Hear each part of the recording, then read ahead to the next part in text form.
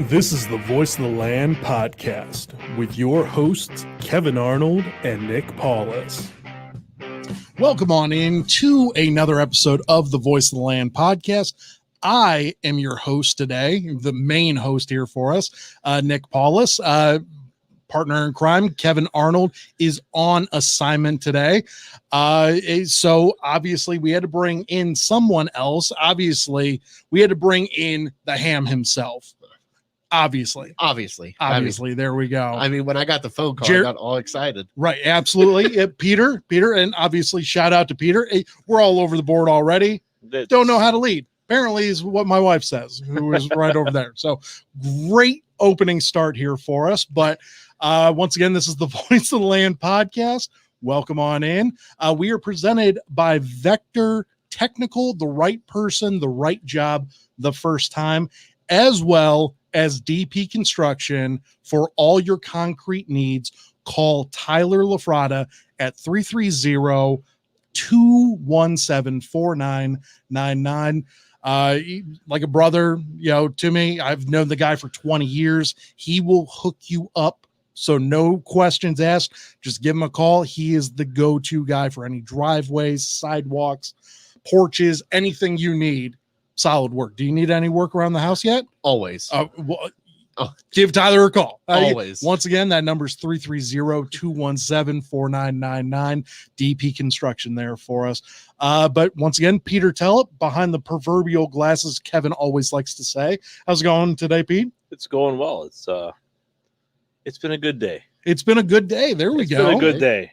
All right. So. Just to let everyone know, obviously we are recording this here. So maybe, we'll say something blasphemous, it'll look blasphemous, Sunday night here for us, whenever this is going to be airing. But we are airing this Tuesday Wow. Tuesday of all the days of the week. That's my day. That's your day. That is your day. You know what? That is your day. No, we are doing this Saturday afternoon. What's 3:32 right now? Yeah.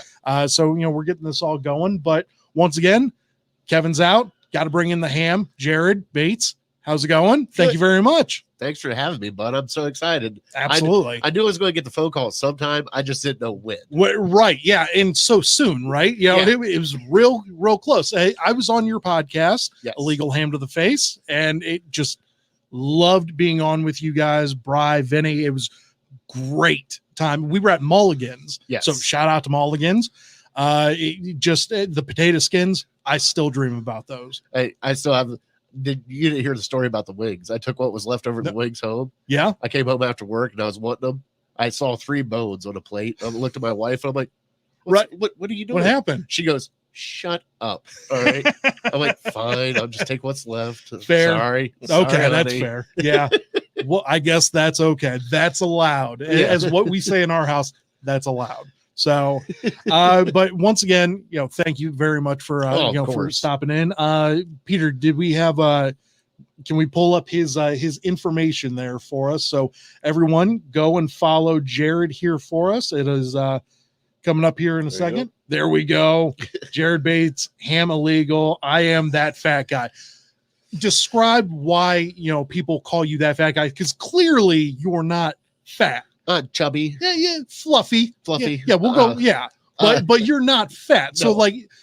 You told me what it is, but why don't you describe it a little bit for our fans? So long ago, before I had kids, before I had a wife, I was a barfly. That would be a good term for it. A pool shark. There we go. There it is. Yeah. So I used to play pool pretty much every night of the week, and everybody would just call me Fats. Right. Come on, Fats. Let's go. Stop playing around. Just beat me. Let's be done with this. And right. And that's how I got it. Then, slowly my pool game has kind of. I mean, you say it went down, but you and I tore up that night. We did. Against Brian and Vinny. We had to do work. Yes. That needed to be done. But no, thank you very much for joining us. Of course. Can't wait to have you here. So thank you. But yeah, let's hop right into this, because the Indians topics that we have, got a lot of topics today. Indians, Browns, anniversary talk, and some movies as well. And I'm sure Kevin will want to hear that, and we'll get into that with him following weeks to come as well. But for topic number 1 here for us, the Indians.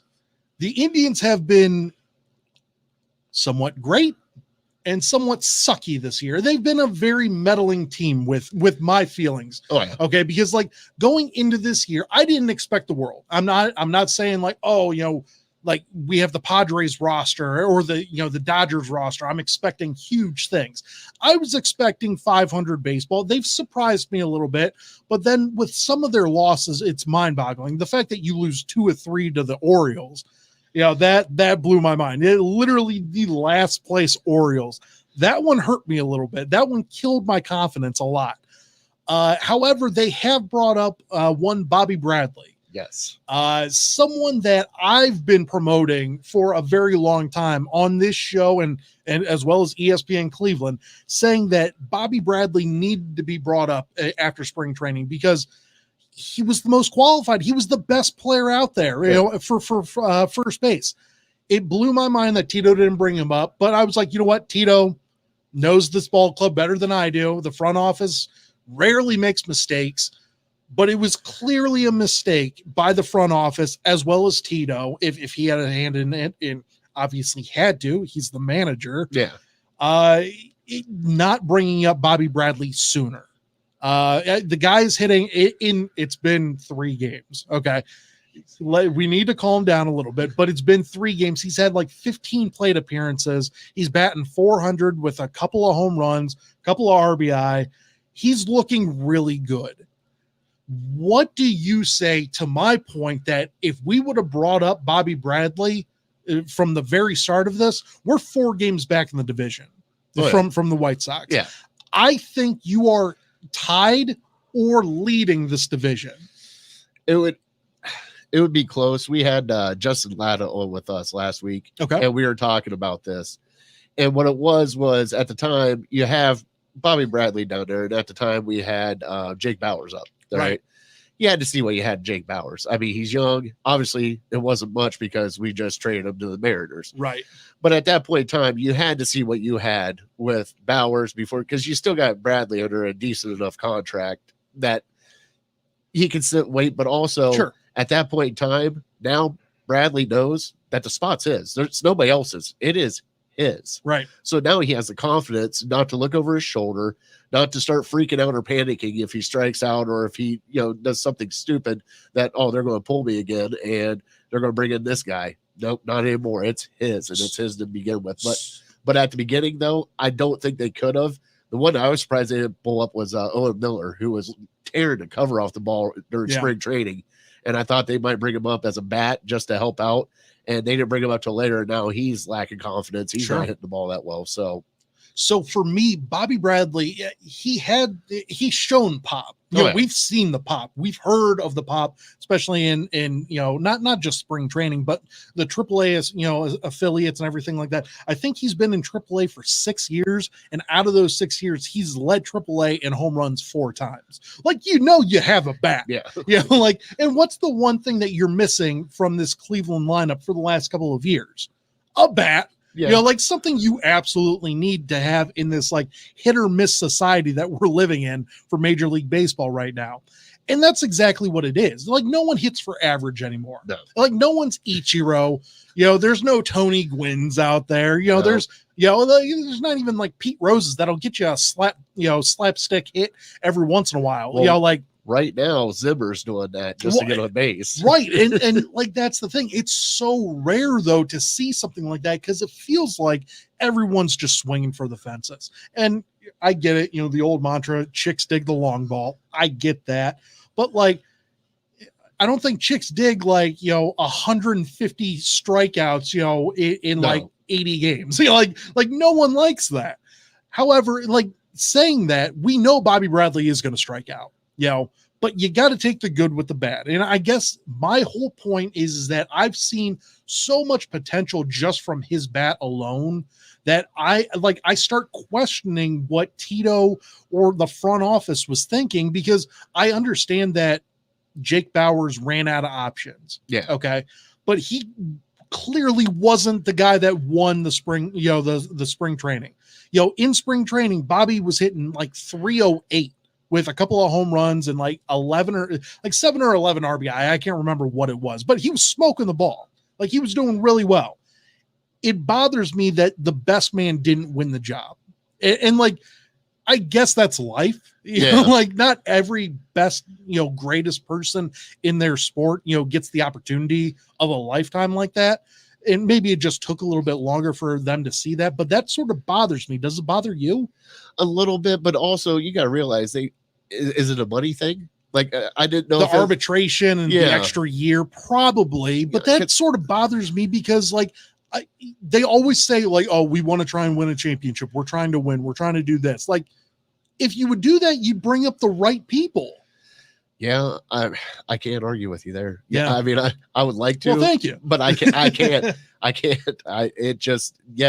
right people should be up, and now seeing that he should have been up from the beginning. Yeah, it might have changed this team, and especially with Jose, him, and Franmil all in the same lineup. Sure, I mean that finally gives somebody to cover Franmil in the back honestly, end. Yeah. So it could have changed the lineup, but it's one of those things that damned if you do, damned if you don't. Like.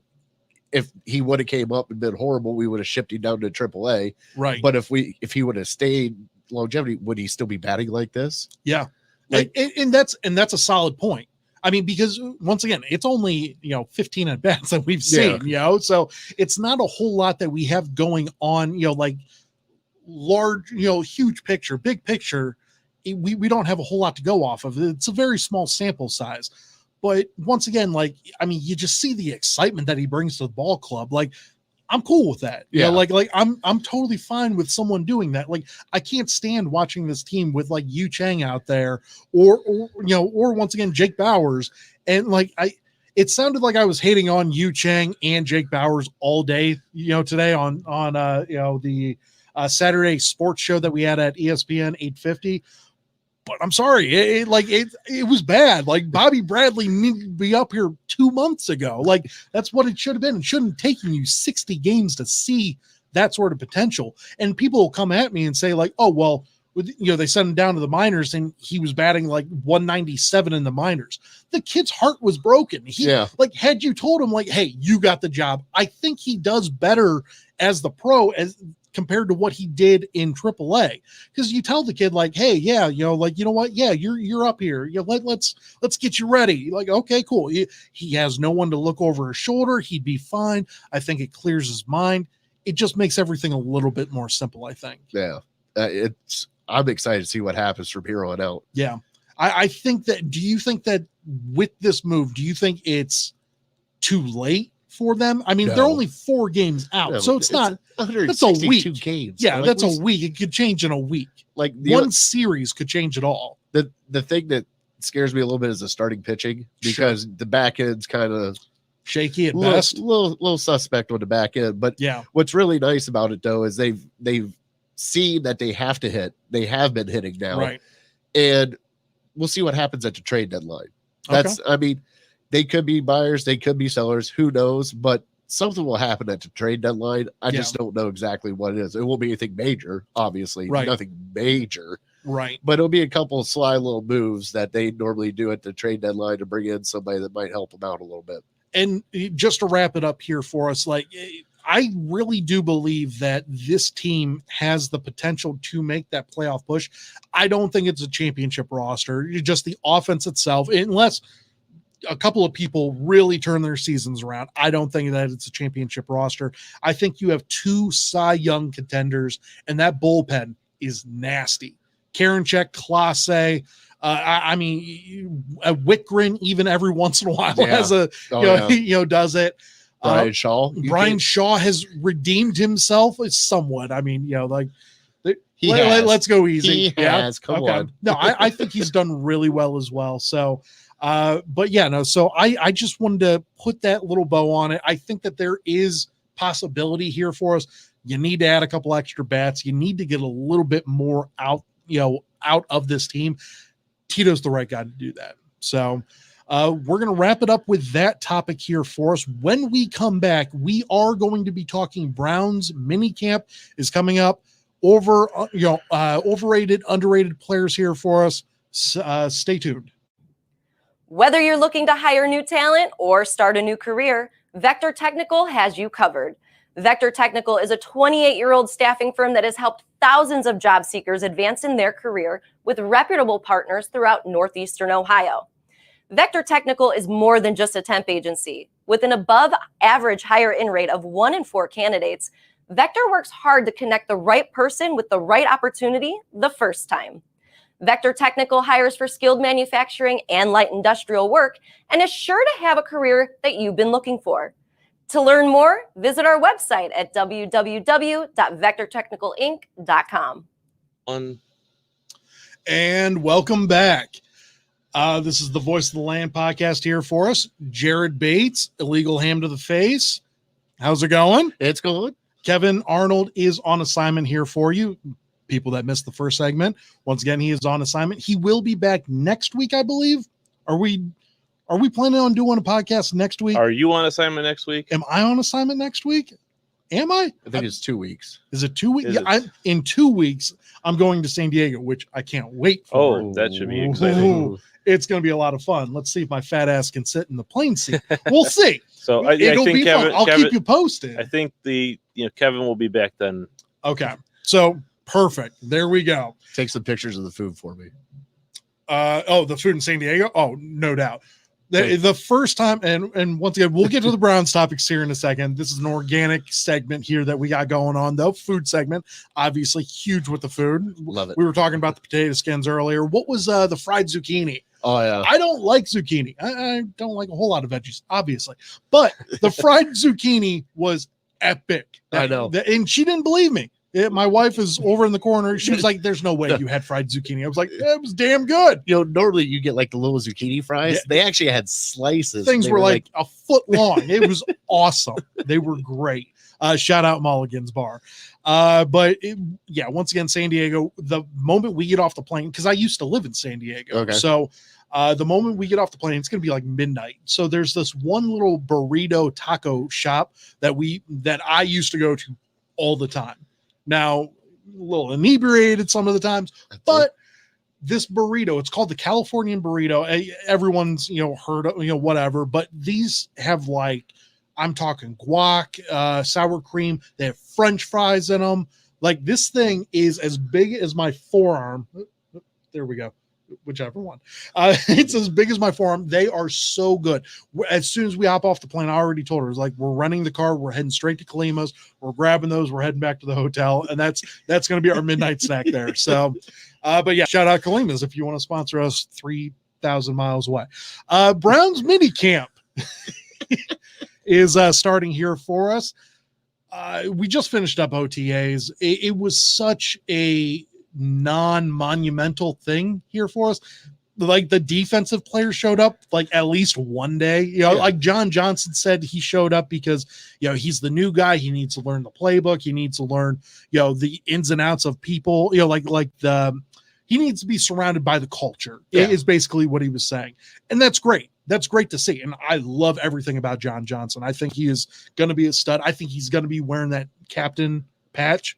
I think it's because I believe you can have three or four players wearing the captain patch. If it was an all-season thing last year, Stefanski did it week by week there for us. But you go with Baker, you go with Miles, John Johnson. I'm telling you, is going to get one of those patches. He just is, and then they typically give it to a special team guy too. So that being said, with the mini camp coming up, there are a lot of players, 90 players on this team right now. Obviously, it's going to get cut down to 56, 53. Yeah. They've been changing up the rules. You can add a couple of offensive linemen throughout the week just to know that you're safe on game day. We got a lot of time before that happens. I need to know from both of you, who are your underrated guys on this roster right now? We'll get to overrated in a second, but I want to know, who is your most underrated player on this Browns team? It's not that he's underrated. Okay. It's just his name doesn't come up that much. Sure. Joel Bitonio. Last year, he had a rookie left tackle right beside him. Treader's always hurt, but he still plays through it. He plays plays all the time, but he has played 60% of the time. But for him to hold down, it was like he was in charge of that offensive line, saying this is what's going to happen. And even the rotating door that offensive line was, getting another left tackle in, getting another right guard in, Conklin was out. We had to put another person in it. So he was the constant last year. And I think, even though he is a Pro Bowl player, he is, all pro Joe Bitonio. He doesn't get the recognition that he deserves. Still, I think he is underrated. I really do. Yeah.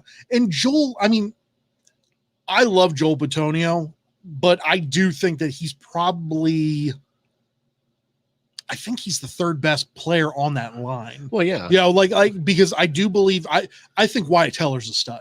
I think Wyatt Teller is on that, he's not at Quentin Nelson yet, but like with a couple more, maybe a year or two more with Bill Callahan as his coach, he could very well get there. He is nasty. He knocks players out. And I love that about him. I mean, the guy took on 3 blockers, blocking for Kareem getting in the end zone. No one else does that. Come on. And then Jack Conklin, I mean, he's a first team All-Pro. The dude, if we had any pickups last year that really knocked it out of the park, it's that dude. He's just certified our line right there. Yeah. Number 1 line in the league. He is a huge part because of that. I love the Joel Bitonio pick, though, because the dude's a stud and he doesn't get noticed as much as what he probably should. Peter, who do you think is the most underrated player on this Browns team? That's a tough one. I'm not sure that I have one, but one person I would say that, and he's not really underrated. Sure. But Donovan Peoples-Jones, I mean, I think he's underused, but that could be great for us. I mean, but he's in a core there's a lot of talent there. Yeah, absolutely. And the interesting thing is how talented he is just shows how horrible that coach up north is. Jim Harbaugh's had a rough go. I mean, to have someone that talented and just be myself out of this conversation. So Jim has had a rough go getting some star players there and just not utilizing them the way that they should. I personally don't care. Have fun, Jim. Right. Yeah, no, absolutely. Hey, give him another contract extension. They gave him a contract extension, I guarantee you they were like, hey, do you want to sign us? He's like, yeah, we're gonna sign him quick. I'm stealing your money, by the way. Bry's a Michigan fan. Oh, right? Yeah. I busted him up so bad. Why is he a Michigan fan? First off, was he dropped as a child? No, he wasn't dropped. Hey, I fell downstairs. I turned out okay. I don't know about that. I'm trying to remember how he said it. It was a team that he flocked to when he was really young. Because everybody was all Ohio State, and at the time when he was growing up, that guy. He was there. He was Michigan from the beginning, though. Oh, okay. So he was never really Ohio State. As soon as he started Michigan, he was Michigan, and he just went. He dove into it. He flies it straight through, and you know something?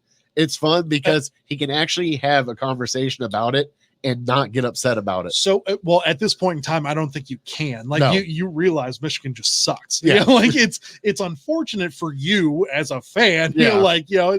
It sucks. But at some point in time, you just realize it. Like Browns fans, we went through all that crap. Oh, yeah. For 20 years, and now we're like, hey, we're actually good. Now we can puff out our chest. So we're like Michigan fans. They win a couple of games they probably shouldn't win, or they were heavily discounted basically, and they win those games. They're like, oh, puffing out their chest. I get that. As a Browns fan, I get that. But whenever you're facing Ohio State, come on. It's like the Browns of 2016, versus the 2007 Patriots. Like you're gonna get rocked. I'm sorry. You're done. You're done. Doesn't matter who we have at coach now. But they guaranteed the win a few years ago. Yeah, sure they did. Yeah. Well, they had the number 1. If you remember that year, they had the number 1 defense. I remember. And we still put up 65 on them. 62, 60 was it? Whatever. It was a lot. Keep going up, and in my mind, I'm fine with putting it at 85. It was a lot.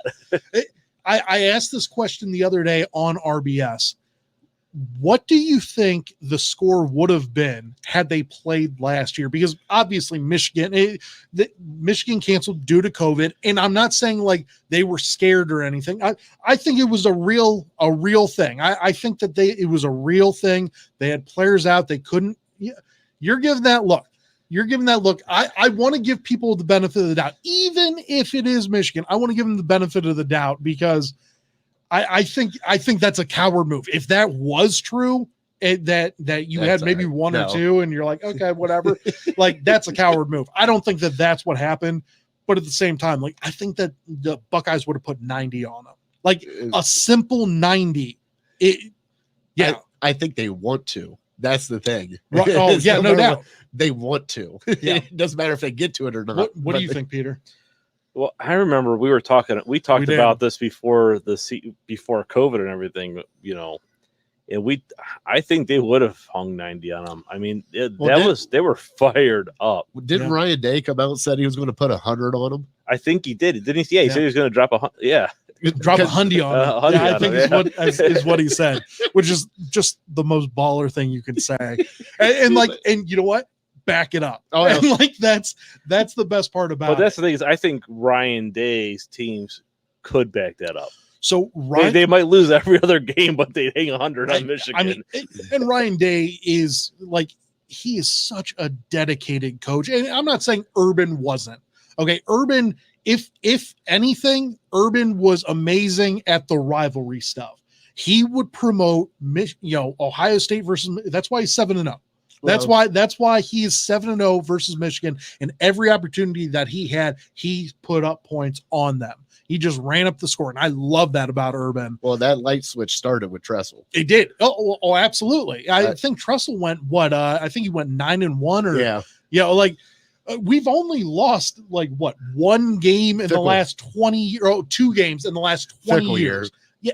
Oh, and you know what? Like, it's a tough year. I know. It's like your starting quarterback, gets caught, selling, shorts, or I'm sorry, pants for the gold pants medallion. Gold pants for tattoos. Your coach goes down, you go 6-7, like whatever. Like we're beyond that though. Thank God.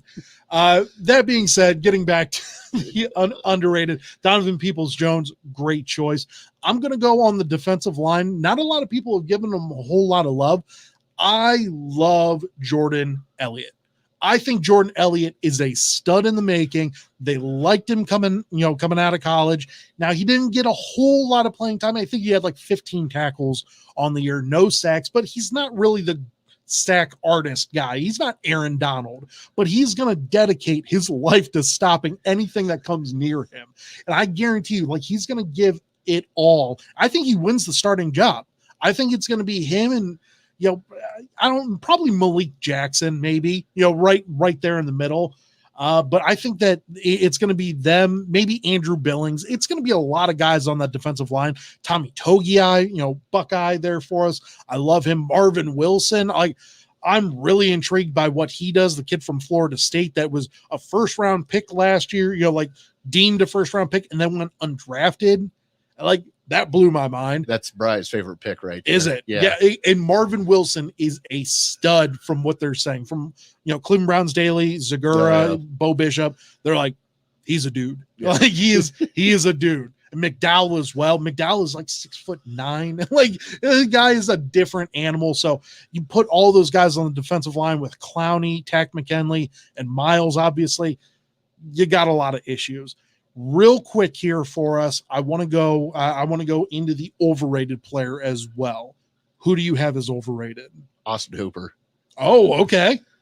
You're paying him way too much money to just block. And you did. Now, to be fair, he was the the highest paid tight end of all time. Yes. And then it got surpassed. I can't remember who, but he's still top 3 for sure. You brought him in to be a pass catcher and a run blocker. Sure. He is not a pass catcher now. He is just a run blocker. And guess what?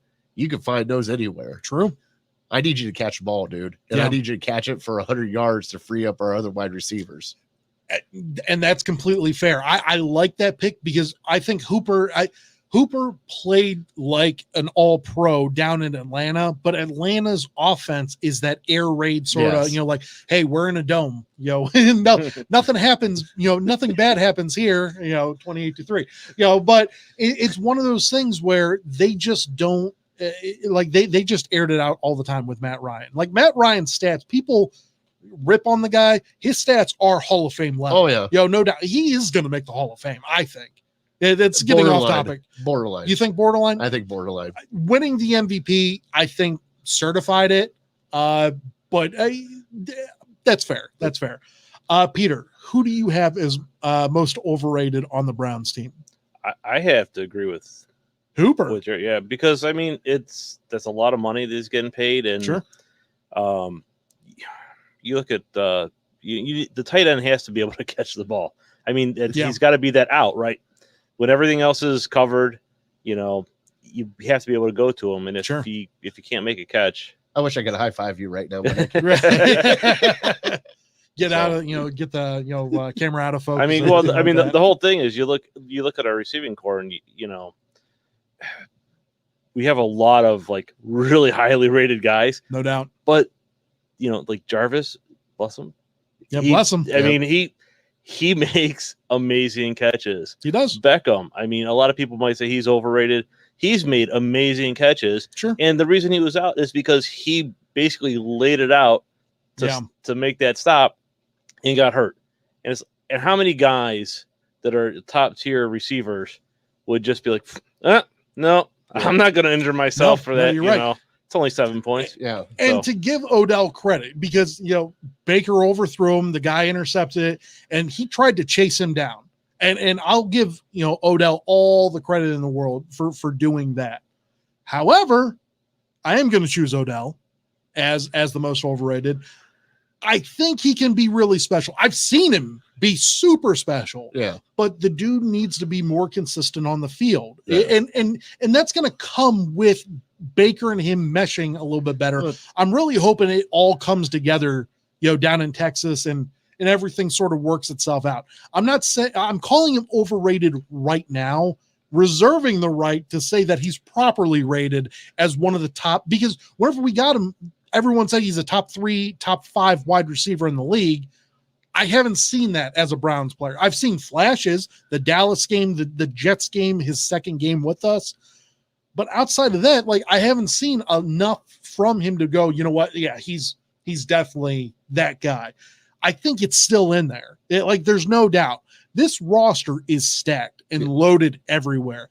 Like, if you want to say it, like, who else are you going to say is overrated? Like, I love the Austin Hooper pick because, and you know what? You're probably right. You both are probably right that he's the most overrated player there. But you can't say Baker's overrated because I honestly think he's a little underrated. I do too. People say that he's top 20. That Chris Sims came out this past week and said that he's number 13 on his list. I'm like, okay, like, I still think he's top 10 to 10 to 12. So that's probably, that's like right around there, but maybe a hair underrated. Nick Chubb is properly rated at, if anything, he's underrated. Miles is the best in the league, aside from Aaron Donald.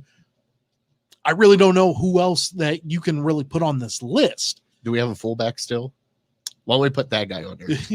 We'll put him on there. Yeah, how about that? We'll put the fullback on the list. Don't hate on the fullback. You know what? Like, that guy works hard and he doesn't get any carries. That guy hits people. Good for him. I don't even know his name. I can't even remember. We're going to take a quick break here for us, but when we come back, we're going to get into a couple of fun topics. The last 2 segments here for us. I just had my anniversary here for us. My lovely wife is over there scowling at me, but I want to know, what's the longest relationship that you've ever been in, and how did it start? How did it end? We'll get into it. Stick around. Are you struggling to hire the right talent or maybe even find the right career? Vector Technical makes it easy. Since 1992, Vector has provided Ohio employers with a reliable process for hiring and have helped thousands of job seekers advance in their careers. Vector Technical is more than just a temp agency. We invest time to get to know each client and candidate personally. Vector places people in job opportunities that they are truly excited about. Interested in learning more? Visit our website at www.vectortechnicalinc.com to see a full list of our current job opportunities and to find out what Vector Technical can offer you.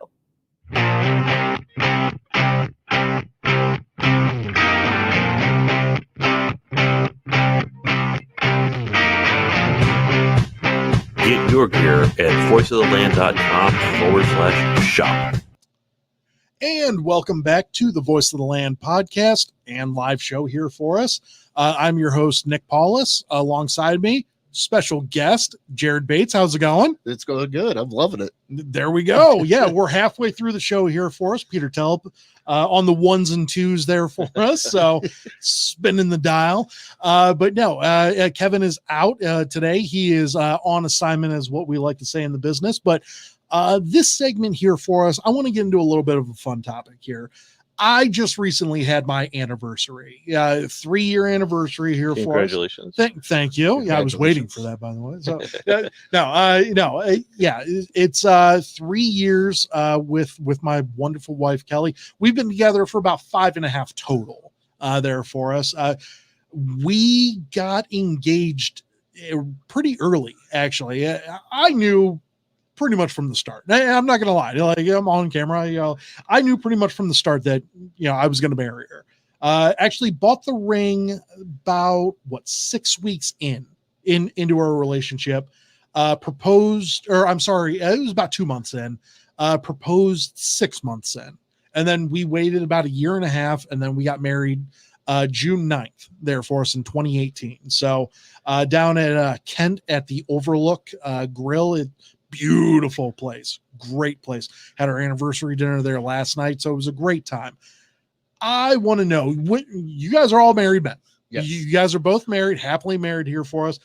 To make this fun here for us, I want to know how you guys started your married life. How did you guys start off? Like, where did you meet your significant other? How long have you guys been together? Like, just dive into the little details.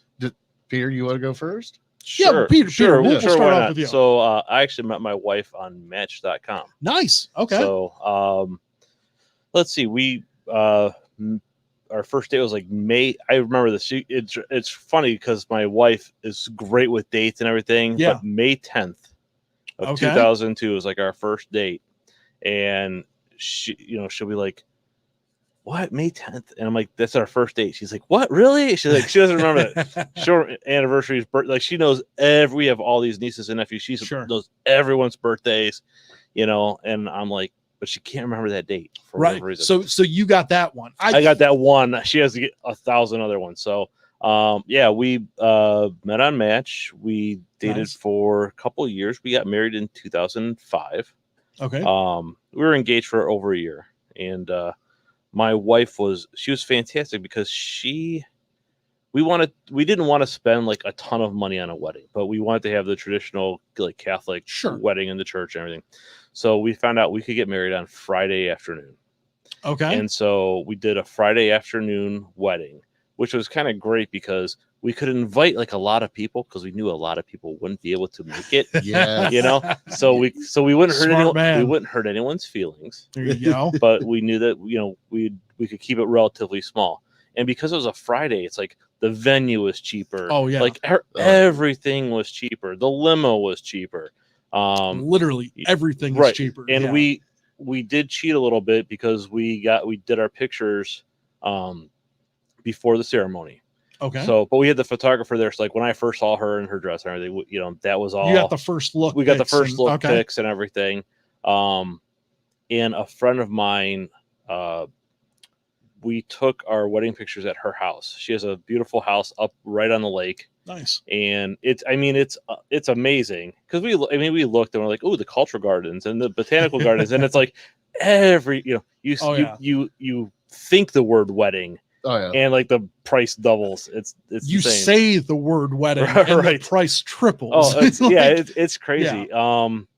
But yeah, so we've been married for over 16 years. Congrats. And so together for 19. So wow, congratulations. Thanks. And she's yells at me when I bring that up because she can't believe it. But I mean, our oldest is he's 15, so he's gonna be driving soon. And she's when I first told her that, she got mad at me. But now she's like, he does marching band and stuff like that. And she's like, yeah, next year he can drive himself to everything. There you go. How you feeling about that, Jacob? He's not sure. He's not sure. We were over at Cedar Point yesterday, so we got him some practice driving on the old timey cars. So there you go. Yeah. It's good practice. That's something. Jared, how about you? Well, I met my wife at Razzles over in Olmsted Township, I think it is. I played a Monday night pool league over there with all my friends and stuff. And pool league was over, and I looked at the bar, and her friend there was at the time, and we started playing pool, and then I lost with her as doubles partner. We had to take a 4 horseman shot, and I didn't want to because I knew my level. And she said a few choice words to me and fired them down. Wow, that's a keeper right there. Right as soon as that happened, I was like, I am in love with you. And we've been together ever since then. Like our first date was at Tony K's. I remember because it was just a lunch date. Yeah. We were both out of work at the time. We just met up and had lunch. Sure. And then we had my boys, and we did everything backwards. Wow. We had kids first. Yeah. We got married second. But we got twin boys, Alexander and Charlie. Yeah. And they are something special. We always joke around that we always say, well, it sounded like a great idea at the time. That's our family motto. So, but no, her and I have been together the boys are 8. So probably about 10 years now. We've been married for Congrats. 4 or 5. I think it's 5th coming up. Okay. But we just went to the courthouse. We were like, no, we're just going to the courthouse. We did it the day before my birthday. There you go. Never forget that one. And she's loved my life. I love her more than anything in this world. And those 2 kids, I'm telling you, you'll meet them one point in your life, and you'll be like, yeah, those are Jared's kids. You'll understand once you get around them. You're like, oh, come on. Yeah. Spitting image. Yes. Yeah. There you go. No, that's awesome. So Kelly and I, the way that we met, it was a blind date. Tyler LaFrada, DP Construction there for us. His wife worked with Kelly, and they both worked at the Cleveland Clinic, office out in Cuyahoga Falls. And I was just coming out of a relationship. Funny how that happened, but getting out of the relationship, Holly, that's Tyler's wife, she said, you know what? I think I got someone for you. And I was like, okay. Like, I'll give it a shot. Like you know me. So like, you kind of know what I like and what I don't like.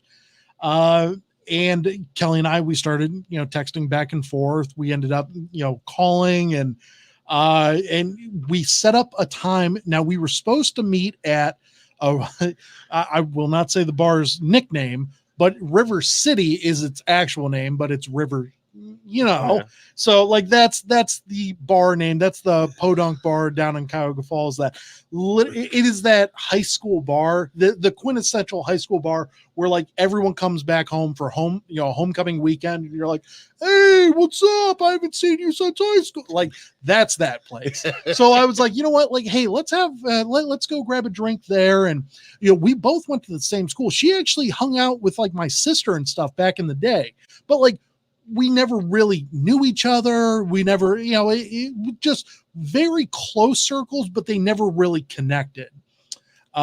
She's, a couple grades younger than I was. And, so they just never matched up. But, so I asked her to go out to River City. There we go. I almost said it.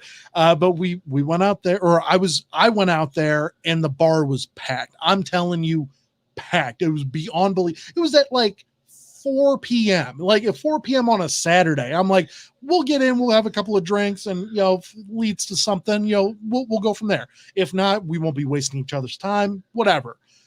Place was, the parking lot was loaded, and I called her. I was like, I don't want to cancel, but I'm telling you, like, they don't have a booth, they don't have anything available.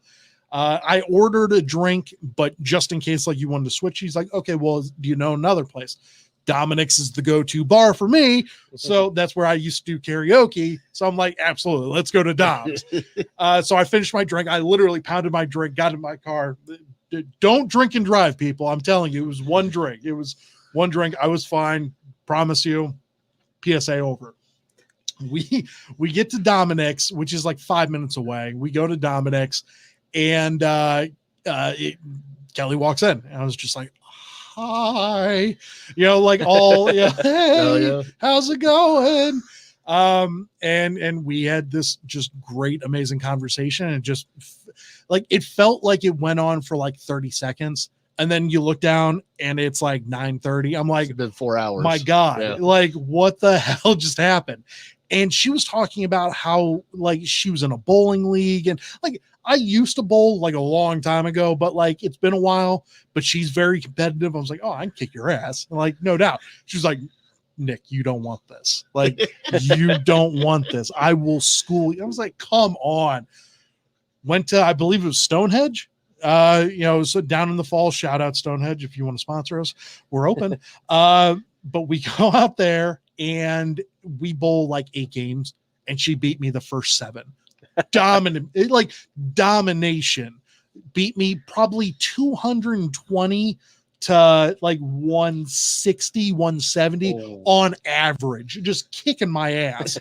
The final one, I beat her by like 20 pins. And like, I finally beat her. And I was like, okay, I think we're done. I think we're done for the night. It's like 11:30. She's like, oh, come on. I was like, okay, well, how about we go and, play some air hockey?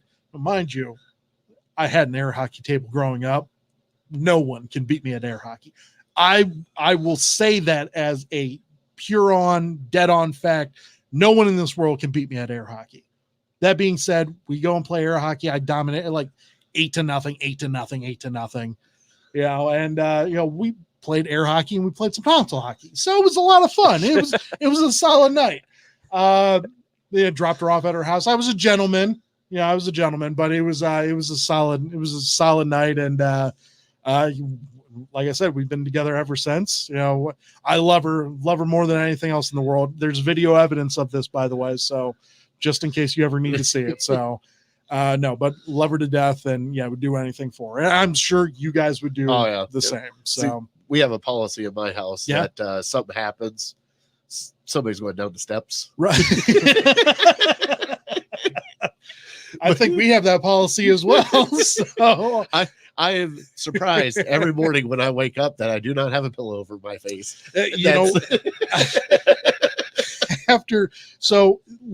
Side story note here for us.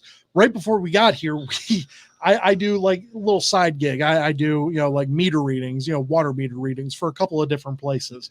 And she picked me up from ESPN, and we went to one of the places. It's right around the corner. No names, please. And as she's picking me up, we're trying to find a parking spot. And she's like, I can't fit there. I'm like, well, just park on the end. Like, it said no parking, but like, we're going to be in and out in 40 minutes. Like, no cop is going to write you up or pull the car. She's like, no, I'm not doing it. I was like, fine, whatever. She's like, don't give me that attitude. Like, back and forth. Eventually she's going to put that pillow over my face. It's a done deal. It is a done deal, but we'll wrap it up there. So, but the final segment here coming up here for us. Once again, we're going to keep the good times rolling here. A couple of movies that were good back in the day that you have fond memories of, but you've rewatched, recently and go, man, does this suck? Because I got one. It's going to piss off Kevin. I already know it. So I can't wait to hear his reaction, probably from Twitter here. So, but yeah, stick around. We'll be right back. Are you looking for a career in manufacturing? Vector Technical has you covered. Vector Technical is a 28-year-old staffing firm that is partnered with some of the biggest and the best companies throughout Northeastern Ohio. The recruiters at Vector Technical will coach you through the entire job process and will help you land an opportunity that you are truly excited about. Vector does not add any additional fees and offers benefits as well as free online skills training through Penn Foster. To learn more, visit www.vectortechnicalinc.com and make sure to check out our job board to see a full list of our current opportunities and apply. Welcome back to Voice the Land. If you could only hear the conversations we have in between the breaks. Welcome back to the Voice of the Land podcast. I'm Nick Paulus, producer. Peter Tellup is on the ones and twos. Jared Bates co-hosting here for us. Kevin Arnold is on assignment here for us. He will be back next week, though. I think we'll figure that out at a later time, but we're all going to get the band back together here eventually. I left the previous break leading into this one, teasing some movies that don't like that you remember watching when you were younger and they like you recently watched them or you thought about them a little bit more and you go, man, does that suck? For me, that's Space Jam. Like Space Jam, whenever I was younger, and once again, this is literally Kevin, I'm sorry. This is seriously Kevin's favorite movie. And to each their own. I'm not going to say like, oh, you have if you want to rip my favorite movies, that's fine. Like to each their own. And that's Kevin's favorite movie. And I'm not going to discount that. I just think it's garbage. Like I'm sorry. And I'm done with like saying that it's not because I just don't like it. Someone brought it up on Twitter saying the Space, it said, Space Jam 2 is going to be really bad, right? It was responding to someone's comment about, LeBron and and I retweeted. I said, yeah, that's probably true. But let's not also forget Space Jam, the original, sucked. And people were hitting me up left and right like, oh, my God, that's blasphemous. I can't believe you would say that. I'm sorry. I'm spitting the truth right now. Like, this is ridiculous. The movie came out in 96. And, like, I'm not going to say, like, oh, the graphics were terrible. I don't care about that. I just don't like it. Like, it's not good. The acting's awful. Like, it's just not funny. And, like, I know it's not meant for Nick Paulus at 32, but Bill Murray is funny in that movie. Okay. You cannot say he is not. Okay, and that's another issue I have. Okay, and this is gonna be blasphemous. So Bill Murray and I have beef. Does Bill Murray? Bill Murray does not know this. This is breaking news to Bill Murray. Okay. Breaking news to Bill Murray. I got beef with Bill, and it's only because he's a Cubs fan. Every time that the moment the Cubs won the World Series in 2016, all they did was it was Kyle Schwarber or it was Bill Murray or Eddie Vedder. It was those three guys. It was Joe Buck and Kyle Schwarber. But I don't care about so much about Joe Buck. Like everyone hates on Joe Buck. The announcers for in Chicago, they were like, oh, you're rooting for the Indians. In Cleveland, oh, you're rooting for the Cubs. Like, Joe Buck can't win. Okay. Oh, yeah. And first off, he's a Cardinals fan. like his dad grew up calling Cardinals games. He's a Cardinals fan. Like, I'm cool with him doing whatever the hell he needs to do. But Bill Murray and I got beef. And I loved Bill Murray. Ghostbusters was one of my favorite movies growing up. I mean, Groundhog Day. I mean, you can go on and on with all of the Bill Murray movies. Okay. Stripes. Oh my God. Stripes is awesome. Yes. I'll give him that one.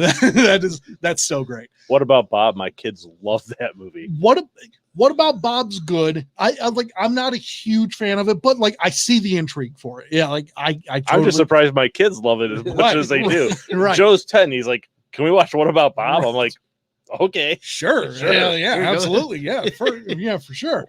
But Bill Murray, every time that they showed him, so I associate Bill Murray with Cubs fan. And I hate Cubs fan now. And it's just because I'm jealous. You're just bitter. I'm just bitter. I'm a bitter Cleveland fan. Bitter. I get it, but I tried to watch Ghostbusters not too long ago, and that still holds up. The graphics, obviously, whatever. There was 1984 people, but it hurts me. And I got a pit in my stomach right now just saying I can't watch Bill Murray movies because he's a Cubs fan. So yeah, breaking news, Bill Murray is not my cup of tea anymore, but wow. I say that. And then heaven forbid he passes away. And then people are going to be like, look at this asshole. Okay. I get it. I'm going to have to say something though, because I worked downtown during 2016. Sure.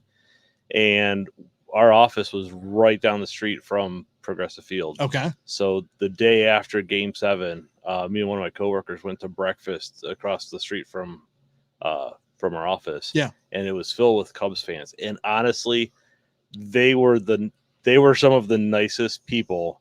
They actually, they're all douchebags.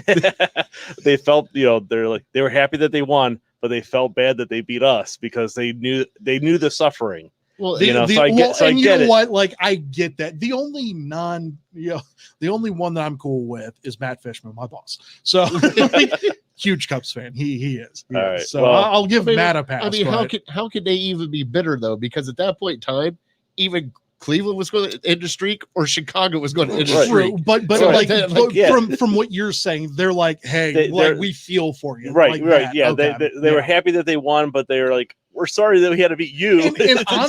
And honestly, if the roles were reversed, like, I would be saying the same thing as what they were probably saying to you. So, but like, we still haven't had it in like 75 years. I'm like, it kills me. I'm not saying it doesn't still hurt. I know. No, it sucks. It sucks. That's for sure.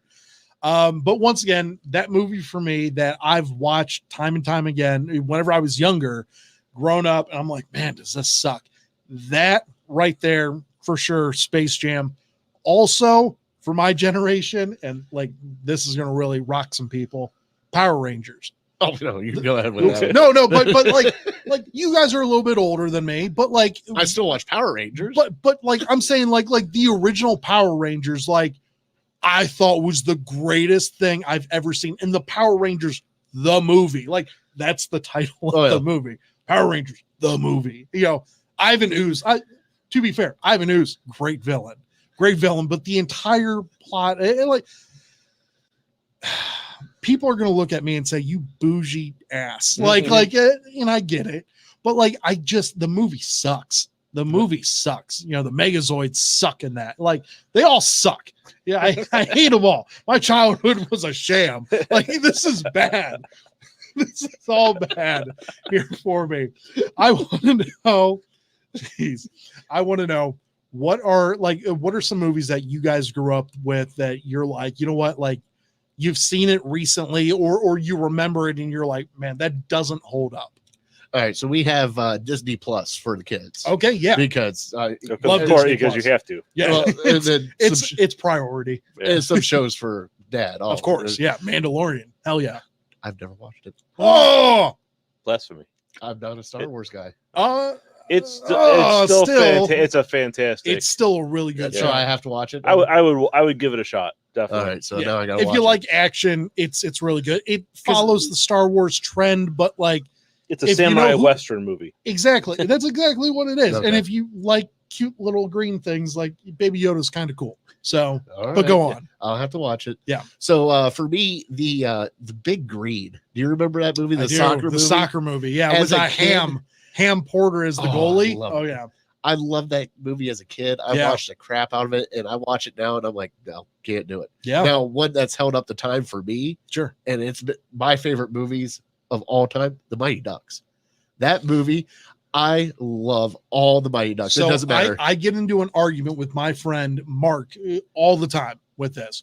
What's better, Mighty Ducks 1 or Mighty Ducks 2? 2. 2. Thank you.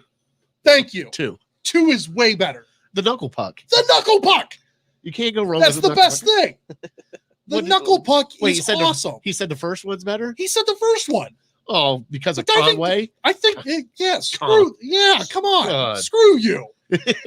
No, but Mark says the first one, the second one's way better. Team USA. Who doesn't love Team USA? I know, right? Got to beat the guys from, what was it, Iceland? Yeah, screw those guys. Yeah. A douche that hit Gordon Bombay with a stick. Yeah, come on. Can we throw TV series in this? Sure. Bad series. Oh, you know what? I got a bad series, but yeah. As a kid, growing up, I loved to watch dinosaurs. I finally started watching it back. Is it bad? It is the most awful thing. I'm no, that's heartbreaking. And it's not that it's horrible. It's just you can see. We've been spoiled now with technology, so you can see the delay, the puppet. And I'm sitting here going, "This was hilarious." So you're a little bougie too. Okay. I'm going to go a little bougie on this, but I'm sitting here looking at it going, man, I really love this as a kid. Why don't I love it now? Now, Alf, on the other hand, love Alf. So I never watched Alf. Like, Alf was hilarious. I never got into Alf. I don't know, it just wasn't on the TV for me. But dinosaurs, I get where you're coming from with that. I got another show as well, but Peter, I need to know, like, do you have a show or a movie that just? Well, one of the things, and it's might be blasphemous here, is that it's not even the whole movie, but Return of the Jedi.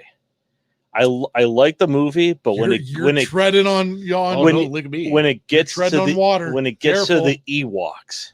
Okay. I just Agreed. As a kid, I was like, "Oh, those are really freaking cool," and now I'm like, "What the hell was I thinking?" Because Ewoks suck. Yeah, Ewoks suck. It's just, and I watch it with my kids, and I'm like, "Oh my god, there is so much Ewoks in this movie." Supposed to believe that the Ewoks took down the Empire? That's what I'm led to believe. Is that the Ewoks took down like the entire forest of Endor? Right. Well, how about the Fortress of Solitude that they had? What, the ATST, the little two-legged walker, and he gets hit with a log and explodes. Is it the ATST? It might be. It's the ATST or the AT-AT. AT-AT is the four-legged. That's the four-legged one. Yeah. Okay, yeah. So the ATST. Yeah, and it's like, a log hits it and it just explodes. I'm like, yeah, dude, man. Preach. Okay. So Return of the Jedi is awesome, except for the Ewoks. Yes. Can we agree with that? Yes. Okay. Because Jedi is awesome. Well, the lightsaber scenes in that are great. Luke versus Vader is great. Oh yeah. Empire is great. Jabba, the whole Jabba beginning is great. You don't like the Jabba? The plan to escape is so convoluted. It's good. It's perfect. It's like, did Luke actually expect to get captured because he hid the lightsaber in R2? Yes. It's like he knew it all. And that's the point. The end to Boba Fett. I mean, come on. That was. I'm sorry, but they where? Hey, they redeemed themselves though. Yes. To be seen later. Yes, but I agree. Are we speaking Greek right now? Yeah, you guys are. Okay. I agree. They redeem themselves. French Canada right now to me, and I'm just going. Bonjour, bonjour. They redeem themselves. Yes, but there's just bits and pieces of it that are like, I agree. Okay, but now Empire, that holds up. Oh, that was I think that was one of the first movies ever where it's like it ends and it's like, the bad guys win, right? So that holds up and then delivers even better. Anytime I watch that movie, it just keeps getting better and better. It really does. I will say, since we're on a little Star Wars tangent here, I like the original one. It was a little hokey because it was 1977. Okay, but when they released Rogue One, okay. The ending of Rogue One, leading into the beginning of A New Hope, is insanely awesome. Thank you. Because that's the proper word. Because all of a sudden, everything means so much more at the beginning of A New Hope. Because of that, it's like I got goosebumps. Yeah. I got goosebumps. I love Rogue One, and Rogue One to me is the best of all of the new stuff that they have out. I love Rogue One. It's sad that it's just a one-off, because clearly what happens in the movie, everything that goes about with that, but it is perfect in the Vader scene, the corridor. Oh my God! Yes. Just top 3 Star Wars scenes. It's right there. I mean, they could have replaced the whole, 1, 2, and 3 trilogy just with the Rogue One. Yeah. Well, and you know what? Revenge of the Sith doesn't get the love it deserves, because Revenge of the Sith is awesome. And I agree. Bo and Nathan were talking on this on CBD on Friday. Actually, they were saying Revenge of the Sith is good, but it gets pulled down because of Hayden Christensen as but I think, Darth Vader Anakin. I think that's true. He sucks in that. He does, but from what I understand, it was the directing sucked in that. I'm sure he did. And honestly, those movies, some good actors like Portman's great in that. Ewan McGregor is she? Yeah, she is. She's pretty wooden in that whole. Maybe in that one, but all 3 of them. No. Natalie Portman is solid in Phantom Menace, Attack of the Clones. There's only a couple of good things I can say about those movies. Natalie Portman is that. Ewan McGregor as Obi-Wan, and he's coming back. Oh my God, I can't wait for that series. That's going to be great. The one last series here for me, and I want to get your guys' thoughts. I don't know if you guys ever watched it, but it ended recently over the last couple of years. How I Met Your Mother. Oh yeah. Yeah. Have you tried to rewatch that? Because like not rewatch I it. used to watch it all the time. Like that would be like one of the shows that I'd like fall asleep to. Mhm. I'd watch it and like pass out. I didn't watch it for the last couple of years, and then it popped up on like Hulu or something. I started watching it again. I can't watch it. It's bad. And then like I think it's bad because like I know how the ending is. And like the ending, I tried to defend the ending whenever it first came out. I was like, oh no, it makes sense, I guess. And then like I watched it a couple more times. I was like, wow, no, that sucks. Like I don't like this at all. And then I like I said, a couple of years pass. I try and watch it again. It is unwatchable. It is at that point where like I cringe that I'm like, wow, I like that. And that was only a couple years ago. It wasn't like it was once again Power Rangers long ago, like Space Jam long ago. I can see that with I haven't watched it recently, but I mean Josh Radnor I think went to Kenyon, which is where my wife went to college. So I don't know if they were there at the same time or not, but we watched it I think partially because of that connection there.